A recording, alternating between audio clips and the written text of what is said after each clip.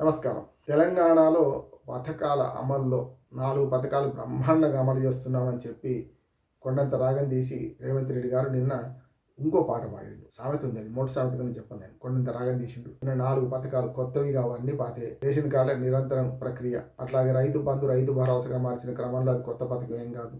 అట్లానే మనకు ఇందిరమ్మ ఇల్లు కొత్త పథకం కాదు. ఇల్లు మంజూరు ఎప్పుడు నిరంతరం జరిగేది.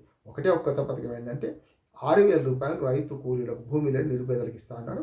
అది కొత్త పథకం. దీని మీద గ్రామ సభలో గందరగోళం జరిగింది. ఇవన్నీ జరిగిన తర్వాత రేవంత్ రెడ్డి ఒక స్పష్టత ఇవన్నీ ఏం కావు, ఉట్టియేనండి, ఇవన్నీ ఎంపిక అయినా కాదు, లిస్టులు ఫైనల్ లిస్ట్ కాదు, మేము చేస్తామన్నారు. డెడ్ లైన్ పెట్టుకోమన్నాడు ఎవడు, ఆ డెడ్ లైన్ పాటించకుండా ఉండమన్నాడు ఎవడైనా సమస్య వస్తున్నది.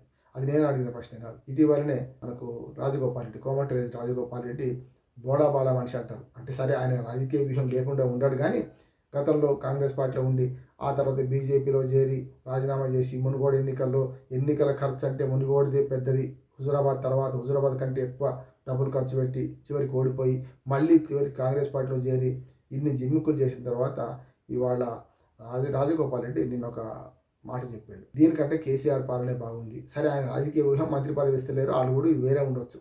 కాంగ్రెస్లో ఏదైనా జరుగుతుంది, ఏ మాట అయినా ఎవరినైనా అనొచ్చు, ఎక్కడ ఎవరిని తిట్టినా నష్టం లేదు. కానీ సోనియా గాంధీని, రాహుల్ గాంధీని, ప్రియాంక గాంధీని తిట్టొద్దు. ఆఖరి మల్లికార్జున ఖర్గేని తిట్టినా క్షమించబడతాడు. కనుక దేశంలో అధిష్టానం అక్కడ ఉంది కనుక, అధిష్టానం అంటే గాంధీ కుటుంబం కనుక గాంధీ కుటుంబాన్ని ఏమనకుండా ఎవ్వరు ఏమన్నా చేరుతుంది.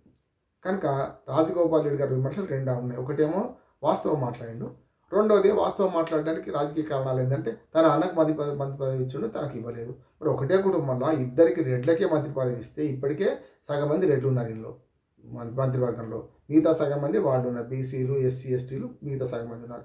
మరి సగంలో ఈ ఇంకొక 6 పోస్టులలో ఇంకొక 4 రెడ్లు ఇచ్చింది అనుకోండి, సగం కంటే ఎక్కువ వీళ్ళే అవుతారు. అది అన్నాదమ్ములకు కూడా ఒకే పదవులు ఇవ్వాలనే సమస్య ఉన్నది. అది వాళ్ళకి బాగోతాం, మనకు సంబంధం లేదు. కానీ ఆయన అన్న మాటల్లో వాస్తవం ఉన్నది ఏంటంటే గ్రామాలకు పోతే మాత్రం చాలా గందరగోళంగా ఉంది. గ్రామ సభలో గందరగోళం జరిగింది. ఇంకా ఈ అంబిగ్విటీ ఇంకా మెయింటైన్ అవుతుంది.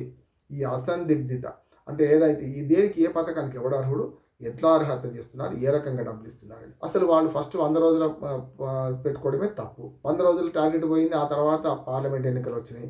రైతు బంధు ఇప్పుడు తీసుకుంటే 5,000, మేము వచ్చినాక తీసుకుంటే 7,500 అన్నారు. అది పోయి ఆఖరికి 5,000కి పరిమితం చేసిండ్రు. అది పోయి ఇప్పుడు 10